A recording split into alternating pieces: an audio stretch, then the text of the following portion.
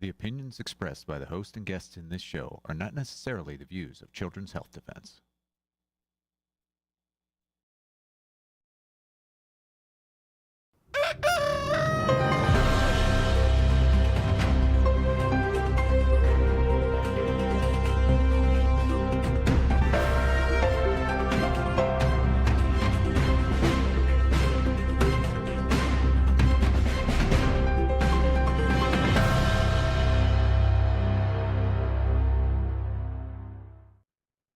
Good morning, America.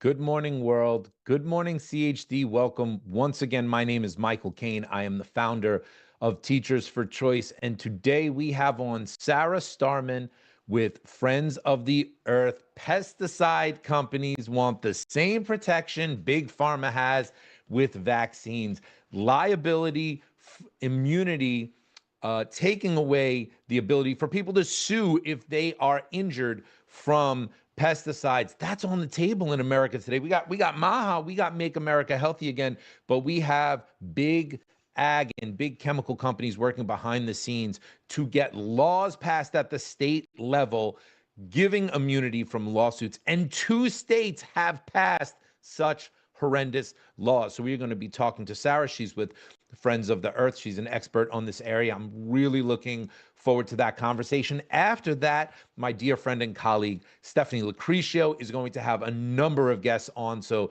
this is going to be a great show. You don't want to go anywhere from beginning till end. But first, as always, we just got a couple pieces of news. This was breaking. Actually, we have a tweet, I think, from Vigilant Fox that he put out that declassified docs reveal Biden spied on Americans for opposing COVID rules. Yes, the COVID dissident terrorist. That is essentially what had happened. Tulsi Gabbard has come out and is declassifying documents now, talking about how people who opposed Biden's COVID era policies were labeled as terrorists or possibly terrorists or those likely to incite violence. And I have to say, I lived this in real time. We knew this was happening. And myself, Teachers for Choice, Children's Health Defense, we spent hundreds of hours talking about how do we make sure all our actions are peaceful? How do we make sure everything is messaged peaceful? Because we had provocateurs. We had people pushing violent narratives, pushing violent language, pushing violence into the rallies that we did. So I'm very appreciative to Tulsi Gabbard for getting this information out there. But I mean, what else is new? I mean, we knew about this. We knew in real time. We worked very, very hard to combat it. And thankfully for most of us, we were able to not get caught up in that label. The streets in New York City were a real tough time during COVID. We'll be covering this story, more on this as it breaks. For local news, for me in New York City, if you are a teacher, if you work for the United Federation of Teachers in New York City as a secretary, a counselor, today is your last day to vote for the slate of who will run your union. You would have to do it in person between 3 and 6 at your local offices, at your local union offices in Queens, Staten Island, Brooklyn, the Bronx, and Manhattan. So go to teachersforchoice.substack.com for info on that. If this is the end of the election, this is the very last day. They go into vote counting starting tomorrow. So reach out to me if you have any questions about this. You just have a small little 3-hour window today to try to get your ballot in. And with that, we're going to go into our main topic today about the liability shield for big pesticide. A man in Georgia won $2 billion for Roundup weed killer, alleging that this had caused damage to him, I believe cancer, actually. But what just happened in Georgia is a law was just passed banning this, just like pharma. Bear lobbies for liability shield after juries side with people harmed by pesticides. The defender has been all over this one, and one of the people the defender has been republishing regularly is Sarah Starman with Friends of the Earth. I'll bring her on now. Sarah, thanks so much for joining us today. How are you? Good. And thank you so much for having me, Michael. I am really energized to talk to you today about pesticides just because I think we're in such a unique political moment right now. There's tremendous grassroots momentum around Yeah. pesticides from the MAHA movement from Americans all across the political spectrum, wanting the government to take action to get chemicals out of our food, out of our bodies. And I think we are really demanding that the current administration, the current Congress, all our political leaders deliver real reform and real change on this issue. So I think it's a Sarah, really important moment. and take us through this, because a lot of people, this is their first time hearing about this. I actually learned about this first from Zen Honeycutt. Shout out to her. Yeah. Was the first one who brought it onto my radar. But big chemical, big ag is on the hunt. They didn't just roll over. They didn't just go away, just like big pharma. They have their strategies. They have their plans. Lay out for people exactly what is happening and what's happening so dangerously at the state level right now. Yeah, that's a great question. So I'll start by just saying we're in the midst of a pesticide crisis. We're using 800 million pounds of pesticides on our crops every single year. These pesticides are linked to cancer, to learning disabilities, to infertility, to hormone disruption, to horrible problems with our health. And they impact children more than the rest of us from conception through puberty. That's a particularly vulnerable window of development, and children can be impacted for life by exposure to these toxic pesticides.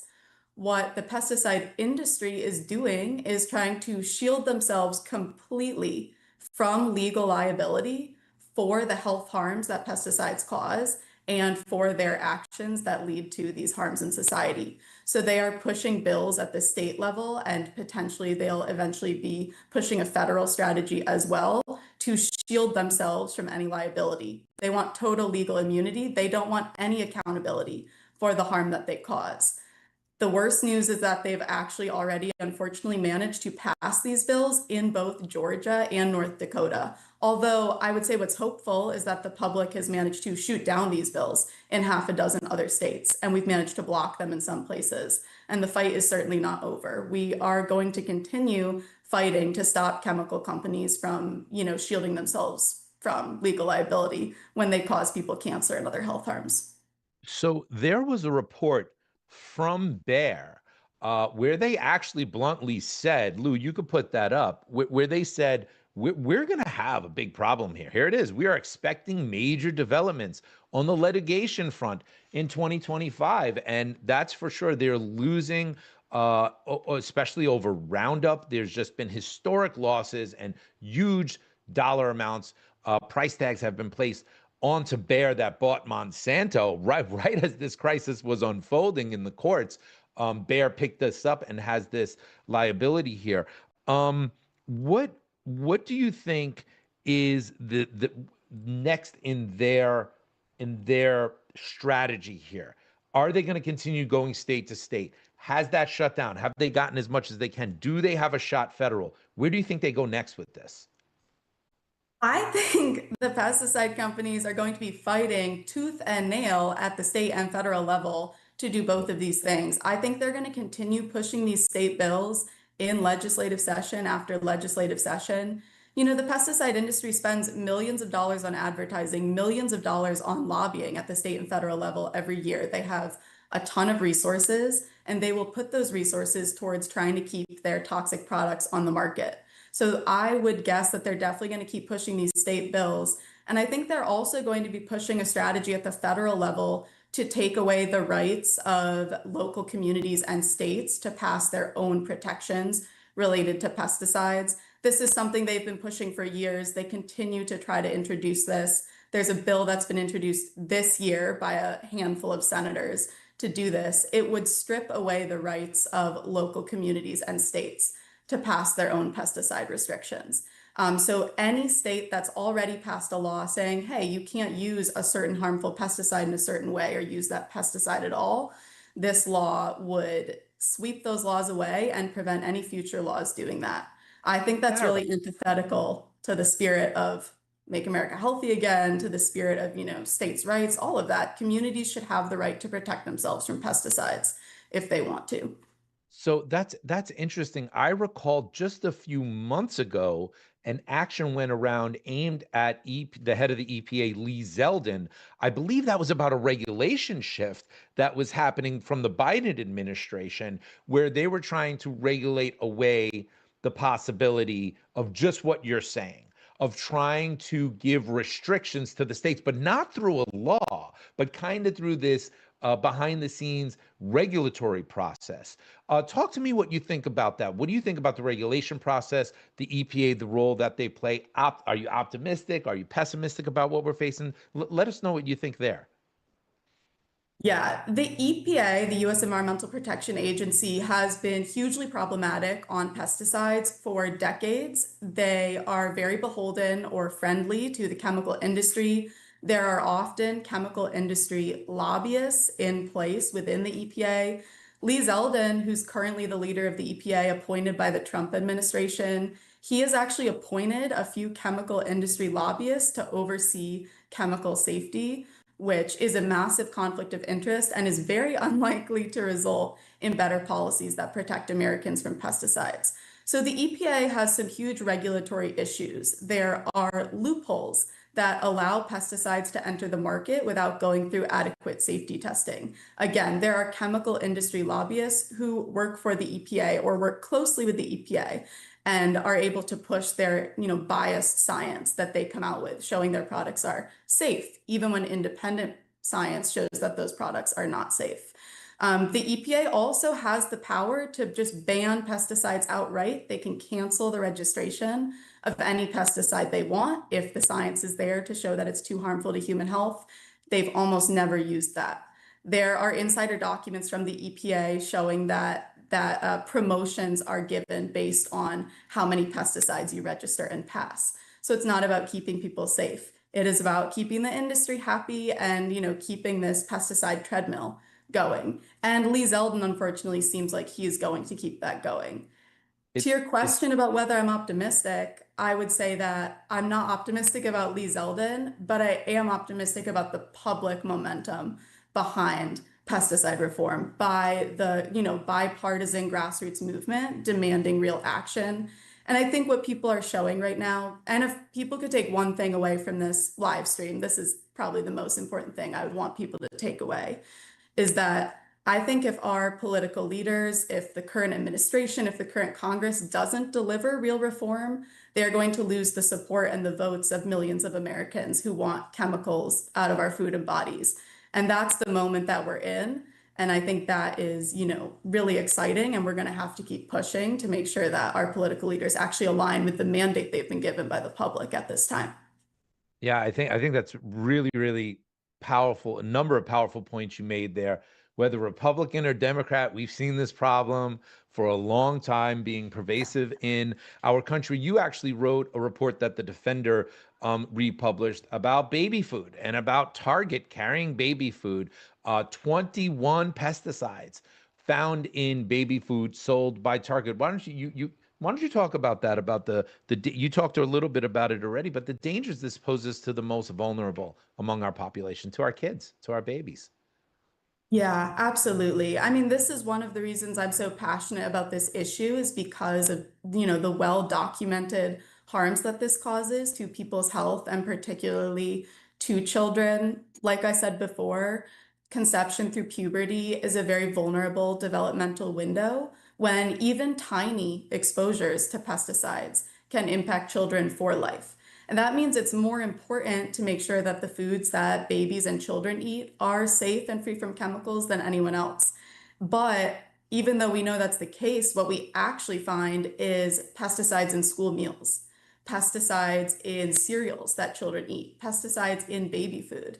In this example where we tested samples of baby food from Target, and this was conventional baby food, not organic baby food, which is an important distinction, we found 21 pesticides, and many of them were highly hazardous, and many of them were linked to cancer, to developmental disabilities, and to other issues. There was not a single sample that was free of pesticides. And so that is something that is really concerning and that we need to address pretty immediately because our children are sort of the future of our nation, and it's critical that we protect them in particular from pesticide exposure. One of the things that I've been learning about recently is that it ain't like this in the entire world. Like, we're not Yeah. seeing this. We're even seeing certain products that are made one way for U.S. consumption and another way for Canadian and European consumption. But talk to us about pesticides in particular and the rest of the developed world. Are they experiencing the same problem? Do they have different regulations? I'm so glad you asked about that because you may have seen Friends of the Earth and a few other organizations, Moms Across America, which is led by Zen Honeycutt, who you mentioned before. They were the first organization. We've put out petitions asking the EPA to ban pesticides that are already banned in other countries because there are so many that have been banned abroad. In particular, there are 85 pesticides that have been banned in either the European Union, China, or Brazil that are allowed in the US. And I really want to emphasize the science is not different between different countries. The European Union, for example, has looked at the science and they've said, hey, there are 70 pesticides that we think are too harmful to human health or the environment to allow. And yet the US is allowing millions of pounds of those pesticides to be used every year. For example, atrazine is, the second or third most common pesticide in the US overall. That's banned in the European Union because of its harms, but we allow it here and we're using it in massive quantities. And atrazine is linked to endocrine disruption, to cancer, to other health harms. It contaminates the waterways of 40 million Americans. So that is really distressing. And I think we would really urge people to sign that petition and to get involved because we are, on a mission to ban those already banned pesticides and to get the government to actually be responsive to this issue and protect people. And we believe the US shouldn't lag behind other nations. We should be leading the world in providing clean, safe food to people and especially to children. So that's the ban pesticides issue. And we're seeing, as Secretary Kennedy is just, he's spot on talking about, we are in a chronic illness crisis in America with the children are, dead in the center of that target, unfortunately. And unfortunately, it does feel like a target on American children where the standards that we have here and what's going on in America is leading in the wrong direction. So, I mean, talk a little bit about that like, if these things are okay, if these pesticides banned in so many other countries are okay, why do we lead the world in sickness? Why are our kids as sick as any in the developed world? Absolutely. I mean, you've hit the nail on the head. We are absolutely in the midst of a chronic disease epidemic with 6 in 10 Americans living with a chronic disease, 4 in 10 with 2 chronic diseases, many of those being children or young adults. And we're still seeing rates of illnesses rise. We're seeing cancer in young people on the rise. Those things are very concerning. And I think the spirit of where Kennedy's coming from is right on. We have to address that. And we have to address things like toxins in our environment that are contributing to the problem. I think one of the reasons that we are still facing these problems is we have Kennedy on one hand, but then we have the rest of the Trump administration and Congress and the political establishment on the other hand. And so far, my analysis is that we're not seeing their actions align with the mandate they've been given to protect people's health and protect people from pesticides. We know what the solutions are to address this pesticide problem. Just for one example, we need to invest in organic and regenerative farming. More than 900 pesticides allowed in conventional agriculture are not allowed in organic farming. It's cleaner, it's safer. Just 2 weeks in an organic diet can reduce pesticides in your body by 95%. And yet the current administration has cut funding, cut staff, reduced investments in organic farming. We're also seeing, again, the appointment of Lee Zeldin at EPA, who's acting in a way that's counter to the mandate the administration's been given to ban pesticides, to more greatly restrict pesticides. We've seen cuts to the local food for schools program, which is personally something I'm really passionate about. That is a program that gets local, fresh, often organic foods into schools to provide healthier school meals and make kids healthier. And also it provides a critical market for small farmers and a way that they can connect their product to schools. And yet we lost $600 million from that program. To me, that's at odds with what we need. And again, I'm just hoping that the current administration, Congress, state legislatures, any political leader across this country will realize that they are going to lose support and lose votes if they don't address this key concern that Americans have, that we want these chemicals out of our foods, out of our bodies, that we want our children to have access to healthier, safer diets. I think we really need to see a transformational shift.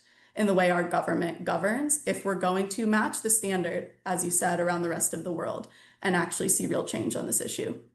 One of the things I've just learned myself, learning a lot nowadays on all of these issues, because there's so many issues impacting our health, is that the average school lunch costs $2 for the government to get onto the lunch trays of our children.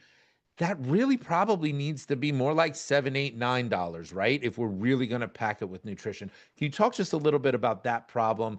What can be done to solve it? What's the way forward with that?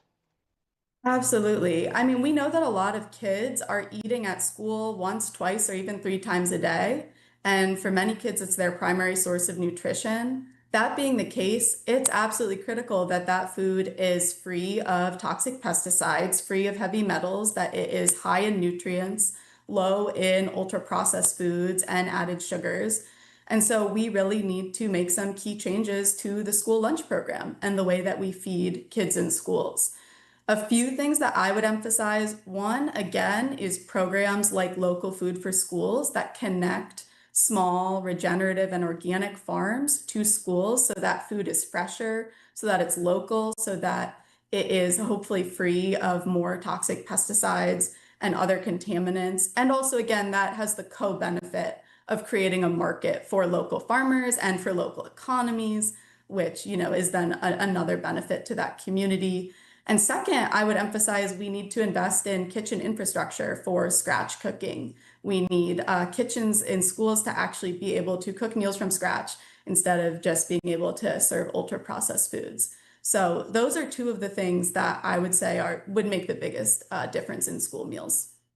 Sarah, the last thing I want us to close on here is, what do we do? What should people do? What should people do right now, even they're sold on your pitch? They're like, I'm on board. A lot of my audience has focused on vaccines, vaccine mandates and stuff. So this might be the first time they're realizing they even need to react to this as well too. Where would you send people? What should people do immediately? I'm glad you asked. And I want to say again, people have a lot of power right now. And if all of us who care about this take action and work together, I think we will have more power than the chemical industry and we will be able to create the change that we need.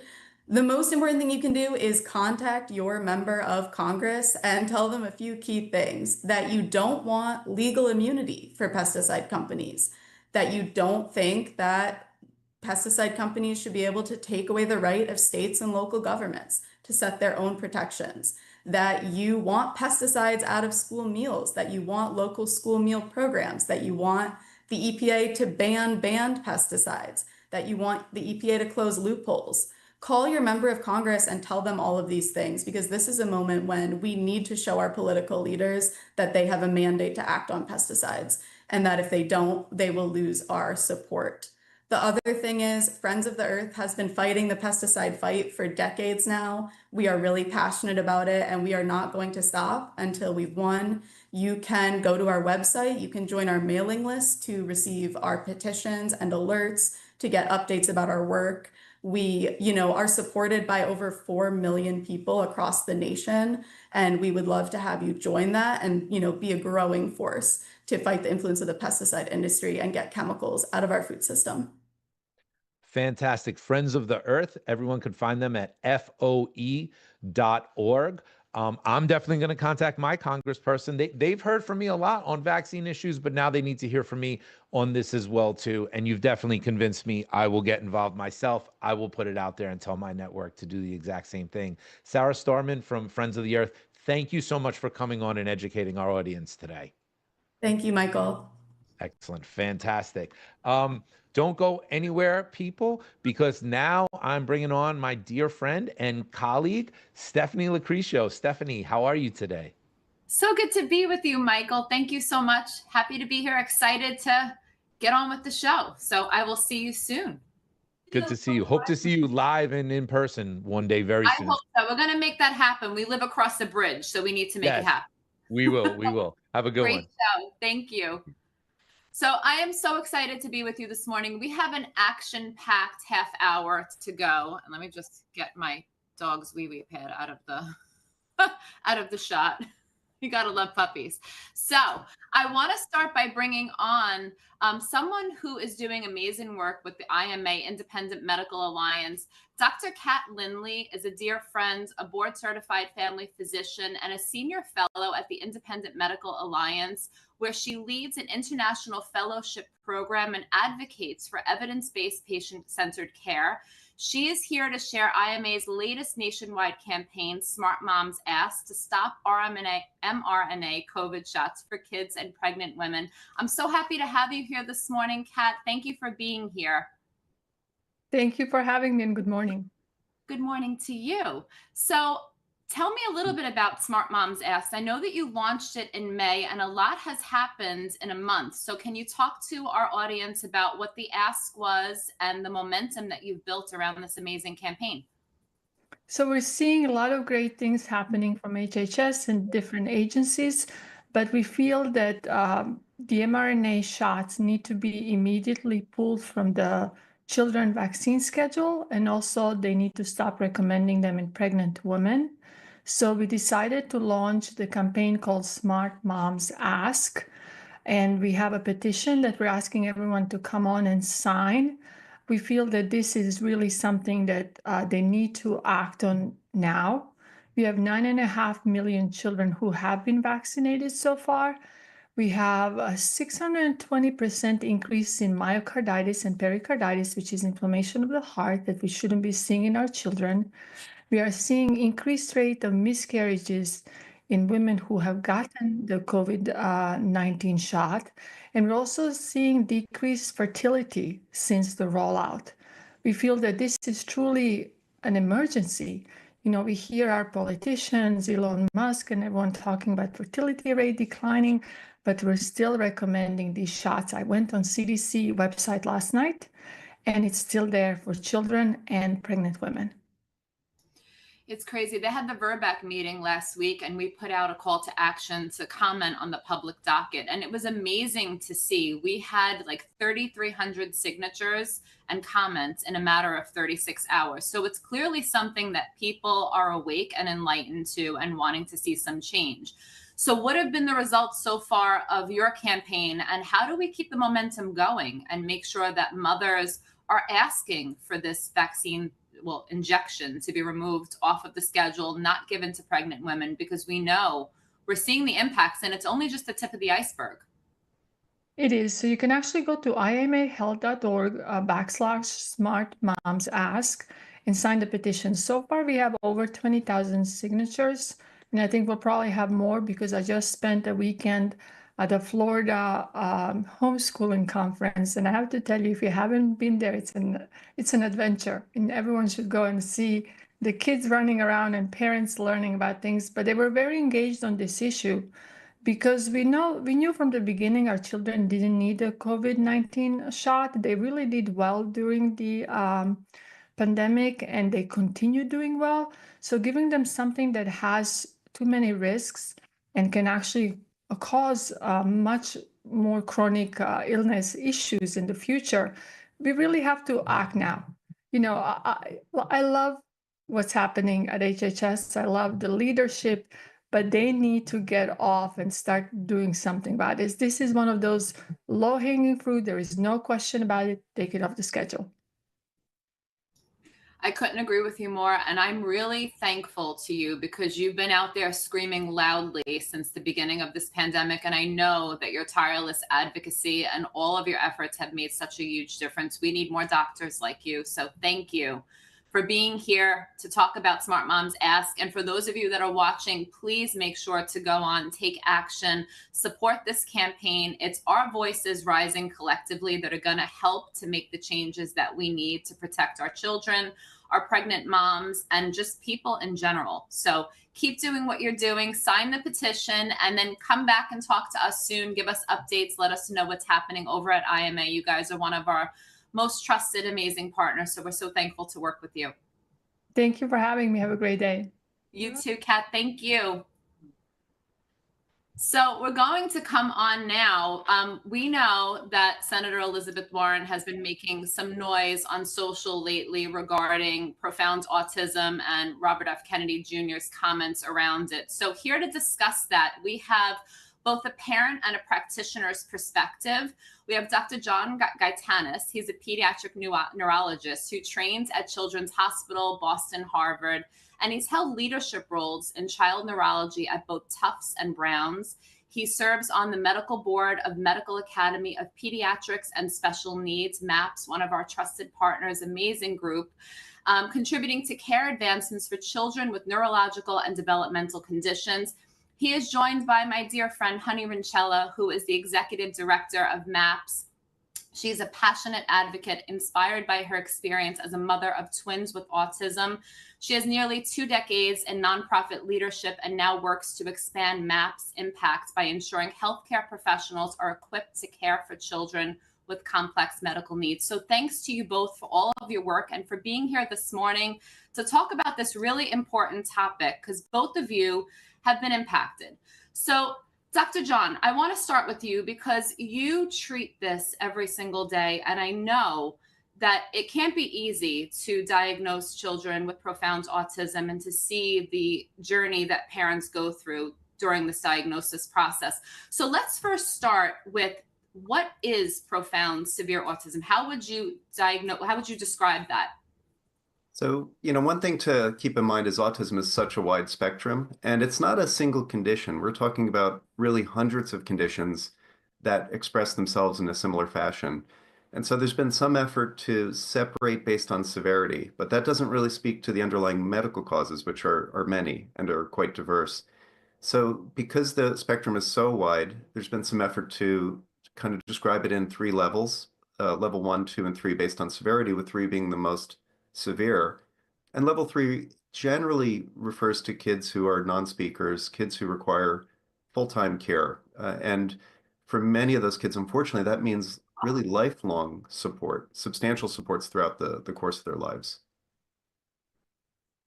So how do you diagnose based on the fact that there are so many different levels and so many parts of the spectrum? What is a diagnosis process like as a practitioner? It's very different than other areas of medicine. So if I have a heart attack or something like that, or if I have cancer, I'm going to get a test that will really confirm what I have and give me the specific answers as to what caused it. In autism, much of what we're doing is just based on descriptors. So the DSM-5, which is the Diagnostic and Statistical Manual used in psychiatry, is entirely a behaviorally based diagnosis. And that's what we would use really as the primary diagnosis. There are other standardized measures and tests that we use, such as ADOS, to help. But keep in mind, this is not really a medically or biologically driven diagnosis. This is a behaviorally based diagnosis. And what is your experience? I mean, tell me, from a practitioner, the heartbreak of having to have this conversation, giving this diagnosis to a parent, and then the many stages. I mean, you spoke about being diagnosed, going through the treatment phase, trying to figure out how to help your child, and then the agony and the fear around not being here anymore to care for your child, and what happens to them when they're nonverbal and they do have profound autism. Yeah, I'd love to give some overview of what this really means, particularly for profound. So this is something that affects kids at every stage of their lives, but not just affects the kids, it affects the families at every stage. So when we're thinking about let's think about a toddler, for example, early in that phase of diagnosis, there's a lot of uncertainty, a lot of fear and concern for the future that the parents have. But many of those kids have significant sensory issues. Some of them experience things like abdominal pain or other physical symptoms that cause sometimes extreme irritability, a lot of behavioral meltdowns, and for many kids, they don't sleep, which means the parents don't sleep. And this can continue for decades in terms of the sleep deprivation, some of the behavioral challenges. And think about it from the child's perspective. These are kids who often have a great deal of awareness, but they may not be able to communicate through speech and language. And so they're somewhat trapped in that, and they're experiencing often pain or discomfort, either from their sensory issues or from their medical conditions, such as inflammation, particularly abdominal pain. And so any of us should put ourselves in that situation of not being able to communicate, but experiencing extreme discomfort. And it begins to give you some insight into what the kids go through, and then think of it from the parent's perspective. And it's not a pediatric condition. This is a lifelong condition with challenges at every phase, every step along the way. So one of the things that we're seeing right now is this push to celebrate the superpower that is autism. What is your reaction, John? And then I'm going to go to you, honey, because I see you biting your lip.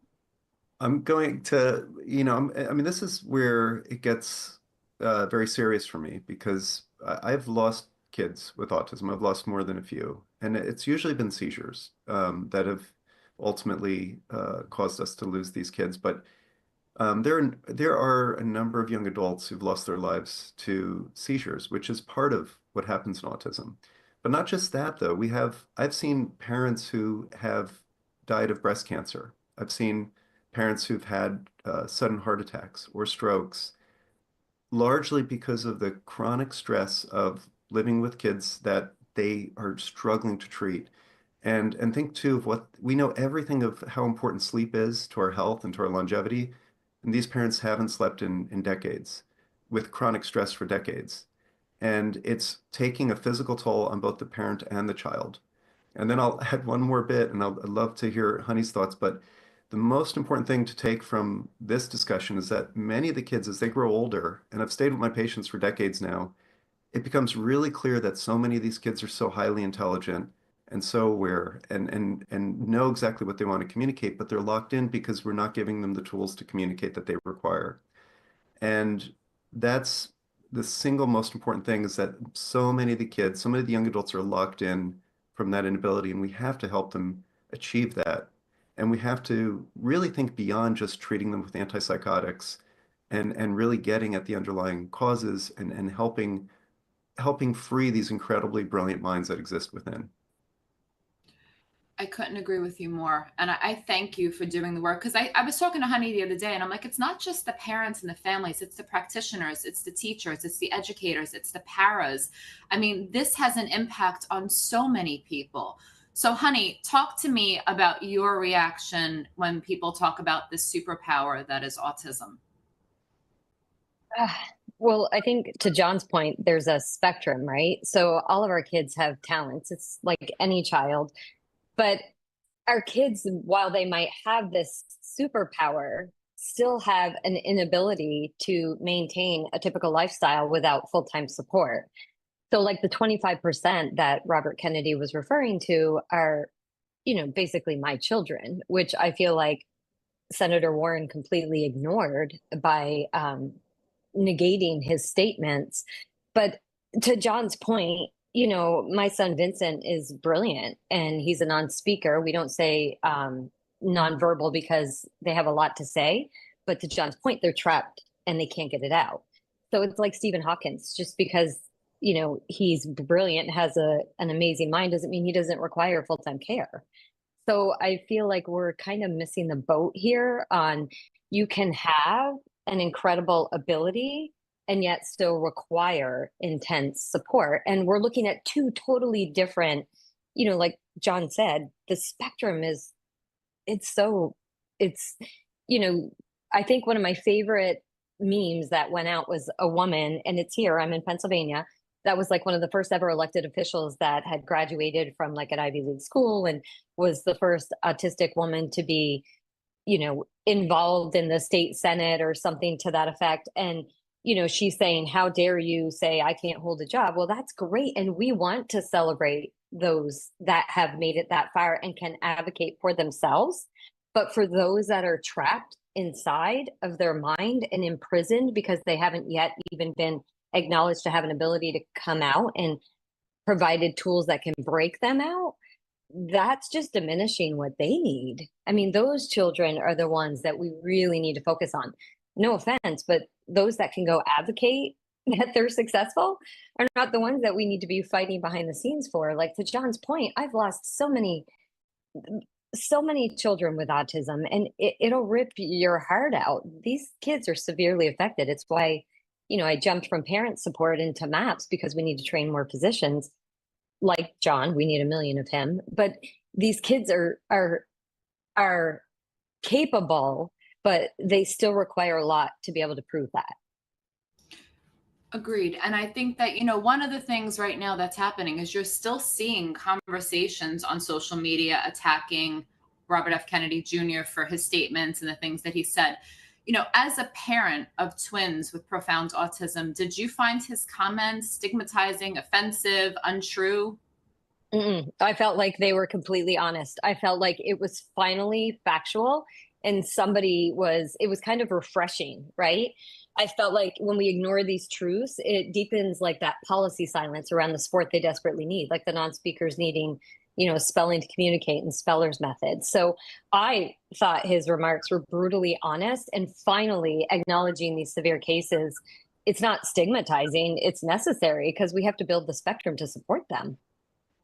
And Dr. John, for you, you work with patients every single day. Has this been a conversation point? Have you spoken to a parent who felt that RFK's comments were untrue or offensive, or are people really just feeling like honey, that they're just so excited that there's actually conversation about this? Because for decades, it's just been, we don't really know what's happening. We can't figure it out, but we're working on it. And then you have Senator Elizabeth Warren saying, she's fighting for families with autism. Well, I would like to know what she's done to fight with families for autism. Most of the families I speak to really feel like they've been ignored in this conversation. And many of the patients I see, keep in mind, are young adults now. And so we keep describing this as a pediatric condition, but these kids can't find adult care, nor can they find adult practitioners who are well-versed in these issues. And so many of the families feel like they've been long ignored in the discussion, particularly families of children with non-speakers. The seriousness of what they go through has really been minimized. And so the families that I've had this discussion with over the past 2 weeks have universally noted that that they welcome that acknowledgement. It's really the first time they've received that acknowledgement, that the seriousness, the impact to families is finally being addressed and taken seriously, because that's not where the research funding has been going. And that's really not where the medical community has addressed their efforts. And I just want to emphasize the only 2 FDA-approved treatments right now, or medications, are both antipsychotics. So think about the reality that exists for these young adults when they can't communicate, they're not given the means of communication, and the only treatments we have to offer them are antipsychotics. These families really need that advocacy and that support, and they're finally beginning to receive that, which is making a huge difference for so many. You mentioned adults, that a lot of these children are now adults aging out. Talk to me about that, because I know, like, honey, you have twins that are older. What keeps you up at night? Because I think that this is something that people like Senator Warren need to understand. You never sleep again. You always have these worries. And that's something that's normal with parenting in general. But when you have a child who's on the spectrum, that can't speak, that can't advocate for themselves, that has all these challenges, can you both talk to me about the conversations that you have, Dr. John, with parents as they're getting older and trying to figure out who's going to care for this nonverbal adult that's basically trapped in a childhood age forever? I'll start with that. I think one thing to keep in mind is the adult medicine physicians, those who do internal medicine, adult neurology, adult psychiatry, they don't have any real knowledge or experience in how to manage these conditions. And often all they offer are antipsychotics as the only treatment approach. Partly why they don't have that knowledge is this epidemic really picked up about 25 years ago. Those young kids, these parents were trailblazers back when the kids were 2, and they had to educate the school system on everything to do. They're exhausted. They haven't slept for 2 decades, and their kids have gone through a lot of medical issues, and the families have been bankrupted by providing the medical therapy the kids needed. Now they have to go through the process of educating the adult community, the adult physician community, all over again. So they've trailblazed once, they've gone bankrupt in the process of treating their kids, and now they've got to trailblaze yet again and try to find practitioners who actually will see and accept those kids, and actually see the person who sits in front of them, not just the diagnosis, but actually sees that person underneath there and and communicates directly to them. That is a great explanation of what's going on. Honey, what do you want to add to that? Because you have the parent perspective. This is something that you deal with on the daily. Yeah, when I hear the sleep, I literally think probably the worst thing I ever got was an Oura ring, because it shows me really how little I've slept. I mean, this is the harsh reality. I do think we need to stop sugarcoating things, and we need to find a way to support, provide visibility, plan for the lifetime of care. Because just this past week, I felt a little under the weather, and I myself went and printed out a manual of what to expect if, God forbid, something ever happened to me for my twins. And each of them now has a binder of how to care for them if I were to be gone. I just really think that leaders like Senator Warren need to spend a week with families like mine. Our lives are consumed with caregiving and, prepping their food and calming meltdowns and managing seizures and constant therapies and doing it with no roadmap for what happens when we're gone. Nobody's looking at that. So yes, while we can go and celebrate all of those high functioning individuals with autism, it's valid. I praise God that they are where they are and they can advocate for their community, but it leaves the children like mine completely invisible. RFK Jr. gave them a voice. So policies and public conversations that are centered around those high functioning are great, but he gave a voice to those like mine, because to John's point, it's an exhausting, I mean, I'm 51. I feel like I'm 81. I mean, I feel like I've just run on a treadmill for 24 years for my twins, and it's a lot. And I've supported this community for 20 years. When you first put up the show, one of my families that I've known for 15 years was in one of the clips, and I almost cried seeing it, because I know the hardships these parents face. It's real. It is real, and it's never ending. I used to say it's like having, I have two kids with autism. So I used to say it's like having twin toddlers that are getting into everything and require 24/7 care for the rest of your life. Who can sustain that? I mean, how are we supporting these families? How are we supporting these kids? More doctors need to know that there are treatments that can diminish the autism and lessen the severity through the medical modalities that John speaks of, and not just drugging them and putting them somewhere so that they gain weight and they have 20 side effects from the drugs that they're then put on. For families, when the child turns 40, are struggling to wean them off to figure out how to counter all those side effects they've been on for 20 years. I mean, it's just like this cycle of, we've been doing it wrong. We've just been doing it wrong. We just need to get it right. And I am so thrilled that somebody brought to fruition this core 25% of kids that desperately need us to raise our voices for them.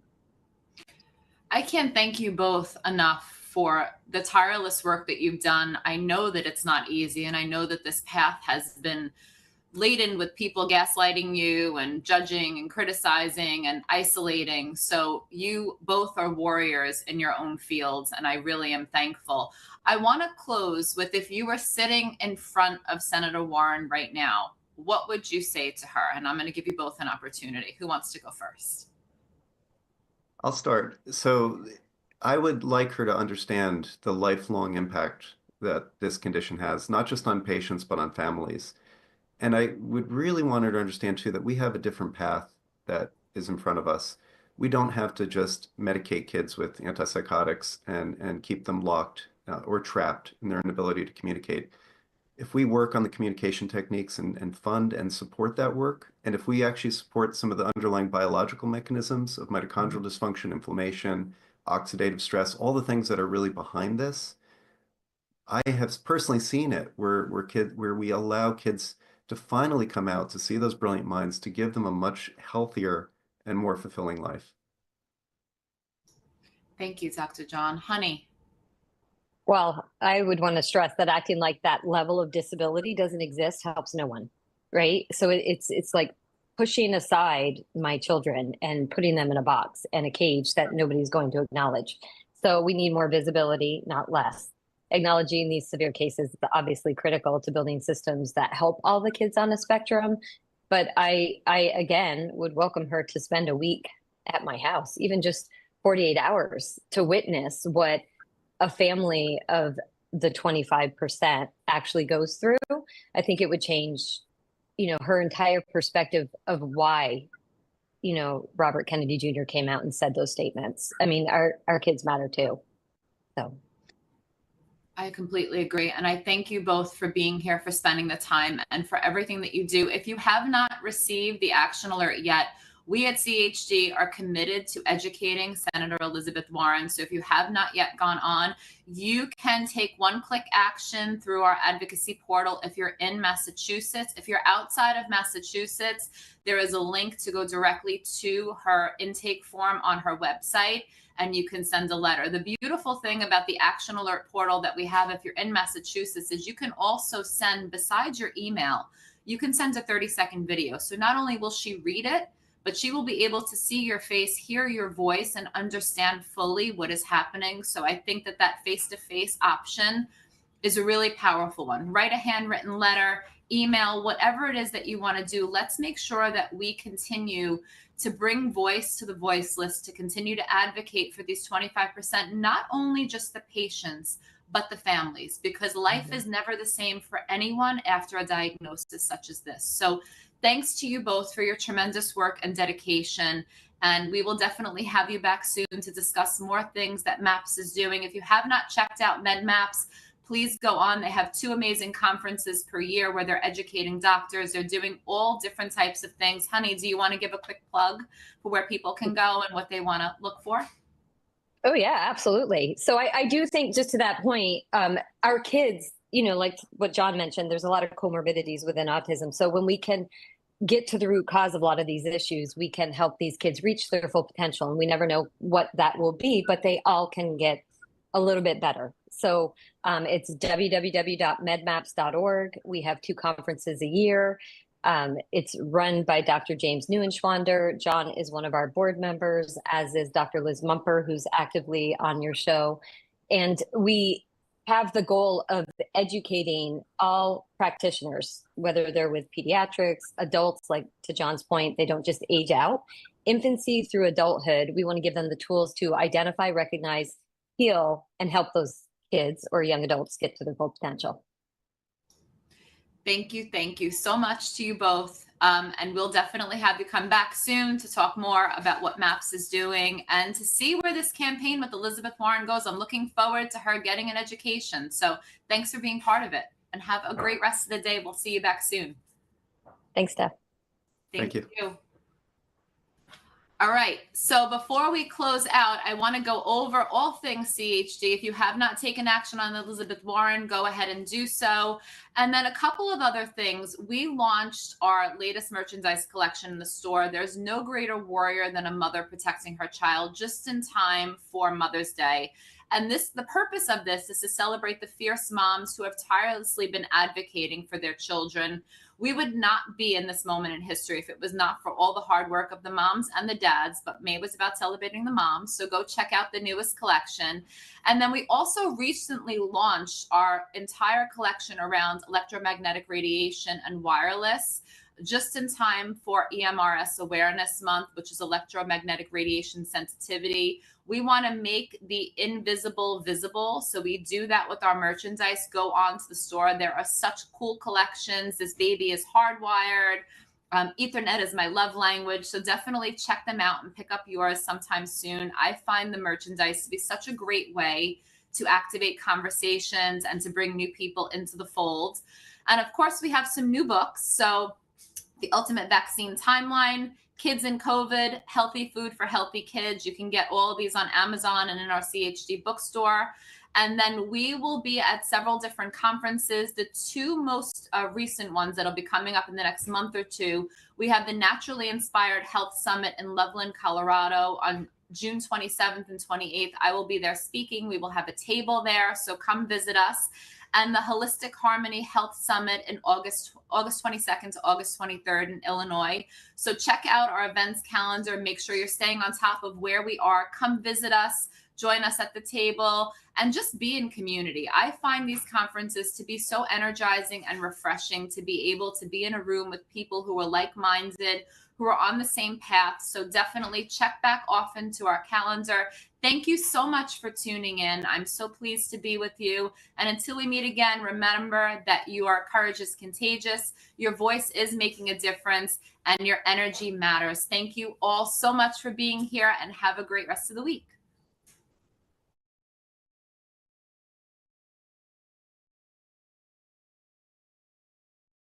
All right, we are live.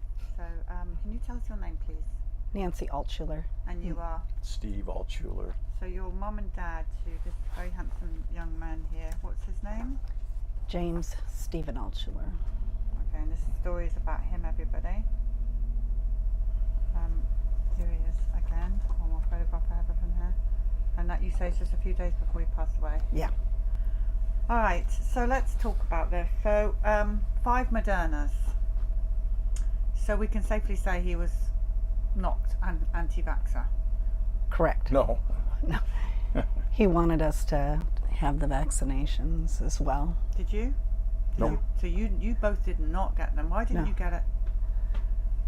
Well, I almost did, but something happened and I couldn't do it because I wanted to continue coaching. I'm a coach, retired teacher. What kind of coach? I coach a lacrosse team, girls lacrosse team, but high school. But that was also the time when I was looking at the clinical trials and the the data, real world data, and I was realizing that there was something very wrong. So I chose not to after that. And you as well. Right. Right. Now I just didn't want to be involved with all the aftermath. At first it was because I just don't like vaccinations, period. But then it was very quickly realized how bad this really was. And the kids kept telling us that we were, in that age bracket where we should have it. But, we didn't. I just, no. So you've got 4 children, and all of them took the shot? No. He took the most. Our other son is vaccinated. Daughter is not. Youngest is partially vaccinated because she wants to. She's a teacher. Okay. So your son took 5 Moderna. Mm-hmm. That's a lot. Mm-hmm. And did you start to see him getting unwell, or was he fine? He Nope. was fine.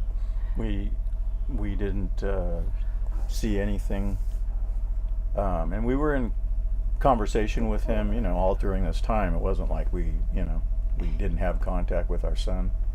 Was he a fit individual? He was Yeah, very fit, extremely. very athletic, He ran the very Turkey Trot motivated Marathon for health, week to be before. healthy and in shape and great shape. He ran in not a marathon, but Well, the Turkey Trot was like a half marathon, and then he did a triathlon in October. yeah. So okay. All right. So when did he have his last Moderna? And he had a flu shot that day as well, you think? October 28th, So October 28th, 2023. 23. So really not that far. Very raw. Very raw. Okay. Mhm. He had 1 Moderna and 1 flu shot. Yes. And then did he do the run after that? Yes. So he ran the Thanksgiving. marathon. Oh, yeah. Yeah. Thanksgiving weekend. And then how long after the marathon did he pass away? 3 days, 4 days. Mhm. Yeah, it was Tuesday. That was Thanksgiving morning, and it was the following Tuesday that we're very sure that he had the event. We didn't find him until Friday. So you found him in his home? Mm-hmm. He had been decorating his Christmas tree. Were you together? No, he was living in San Diego, but I talked to him on Monday. What was the cause of death? Ruptured aortic aneurysm. That's what the medical examiner has given us. We've got The initial. nothing else since. And what makes you, this is a really silly question, but I'm going to ask it anyway, so is coming from you. What makes you think it was the 5 Modernas, 1 flu shot that contributed to this, caused this? Well, when he was getting ready to go in and have the shot, we happened to be talking on the phone right before, and he went and he was like, "Mom, I got to get going. I've got an appointment to go take the vaccination, and just think of me and keep me in your prayers, because I am realizing that people are having effects, and I'd be a perfect candidate for that effect because of his health and running and his physical well-being. You know, he was very, very conscientious of his health and health concerns.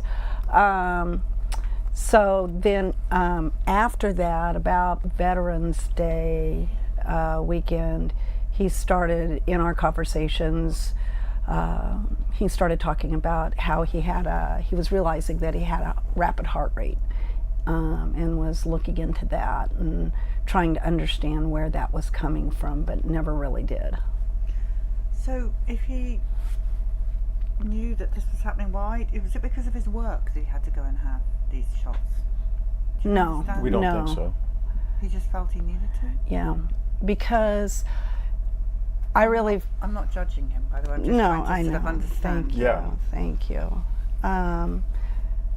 No, I don't know if he ever had to because of work. It was because he wanted to, because James was, oddly enough, as in incredible shape as he was, and healthy, and loved life, did it very, very well, loved by many, many people.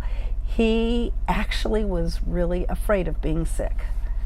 And so I think a lot of the reason why he wanted to be vaccinated was so that he wouldn't get sick and experience all the travesty and the stories that were coming out about people with COVID. So young. Yeah. Yeah. Well, that's what supposedly vaccines do, right? They're supposed to prevent unhealthy results, you know. Of course, we know that's not true. He also did have COVID, I think it was a year and a half ago, though. You know, he had So even though he had 5 Modernas, he still had COVID. he still got COVID. Yeah, he did. What about his siblings? How are they coping? It's very, very hard. Very hard. We're all in shock.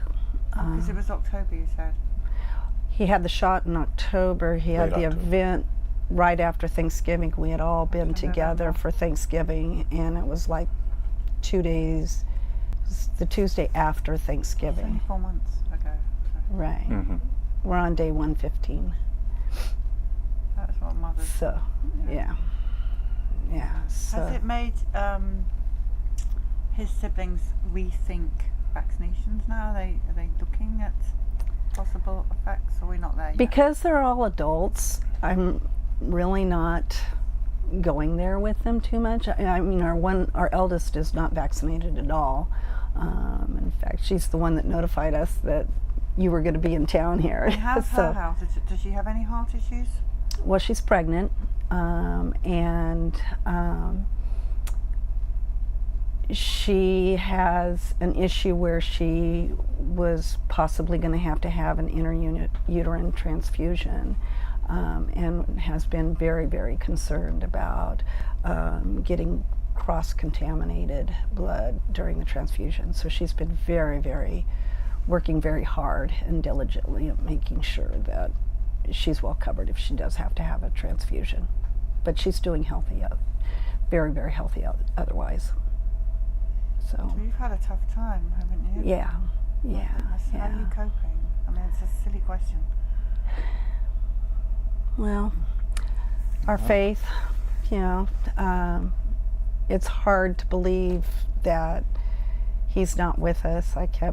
At Christmas morning was really, really hard, because he was always the joyful one that wanted to wrap the biggest present for somebody and loved the nieces and nephews, and within the last year of his life, we were talking several times a week, and it's just so hard to believe that he's gone. He literally is everybody's fun Uncle Funkle. Funkle James is, yeah. So he and he loved that name, you know. And he was that way with everybody in the neighborhood. So the entire neighborhood, when they found him, was it was very, very upsetting.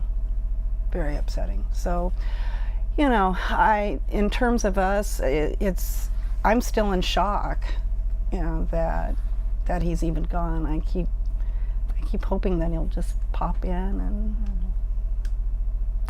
just say that he's been on a long vacation, you know. It's really brave of you to come. It's only been 4 months. Come and sit here and tell the story. What do you want people to learn from your son's experience, death? Don't take that shot. Yeah, be careful, be advised. You know, be aware, and think about taking the shot over adverse reactions to the disease itself. Oh my gosh, it's hard because when I hear about all those commercials that are still on TV, it makes me want to cry, because these people they're getting these shots because they think that it's what the commercials are saying. They're hearing that evidence. They're not hearing the other side. A significant number of people are being hurt, and yeah, that's being ignored and covered up. That's terrible. Yeah. So we're speaking and not listening. We're letting it out. Have you reported his death following vaccination to the vaccine adverse event? We have turned in an application to VAERS, and we have heard from them back. They've actually been kind of kind in their response, and it was very quick. So he's logged in and reported. So, well, I know the viewers will be sending so much love to you both, and I mean, just again, thank you for coming. It's so raw for you. well, thank you for what you're doing. Yeah, thank you for being here to We're help going to us. put this handsome picture here with his dog. That's his That's dog? Big Red. Big Red. We have a dog called Big Red. That's, Yeah, that's funny. he's wonderful. Who's They're got best have friends. You got the dog now? No, his wife does. Okay. All right, we're going to put this picture of him up on the bus, and again, as I can't see the comments from our viewers, but I'm pretty sure there's a lot of love coming out to you right now. Thank so you. feel it, and thank you for warning the world about what happened to your beautiful son. Thank you so much. Thank you. Okay.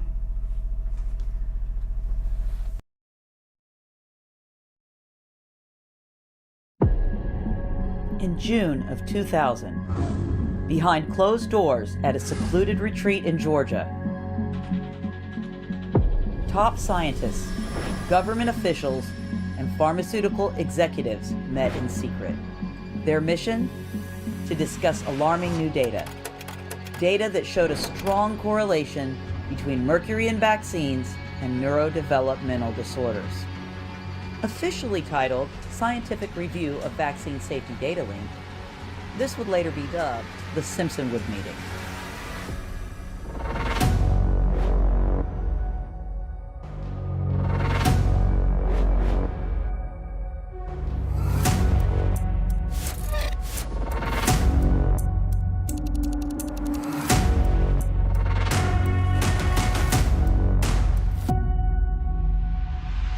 We came back to the scene. All we could find was rubble where the retreat and conference center once stood. What happened in this place was never meant for public ears. What happened next would change history. But before we can understand Simpsonwood, we have to go back 25 years to the policies, the cover-ups, and the warning signs that set the stage. Get a shot of protection, the swine flu shot. It's in the best interest of all of our citizens. Health Director ordered a stop to all swine flu shots.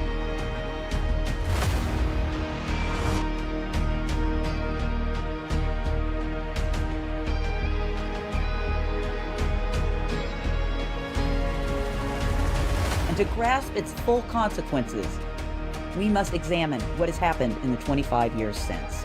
It used to be 1 in 10,000, and now it's 1 in more than 250. It is a perfect exponential curve.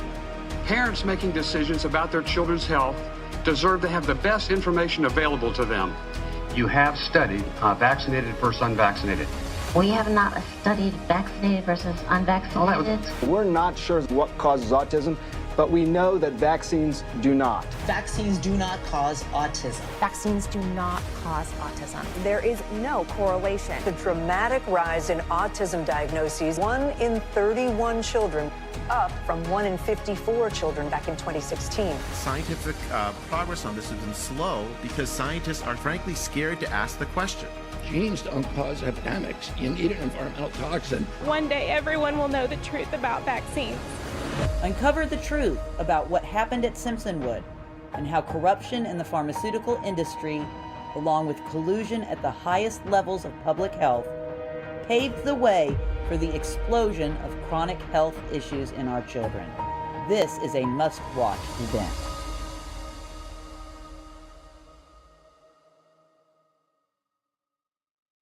The fight for children's health has hit a turning point, and your support has brought us to this moment.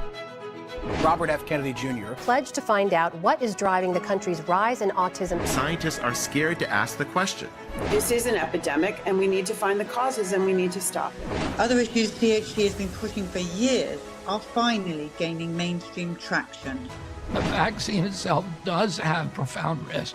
We are removing pharma members from FDA advisory committees. We are working to change the federal fluoride recommendations. Removing all petroleum-based food dyes. We're going to change things for real this time. This is the moment we've been fighting for. Please give today and help us make the most of this opportunity.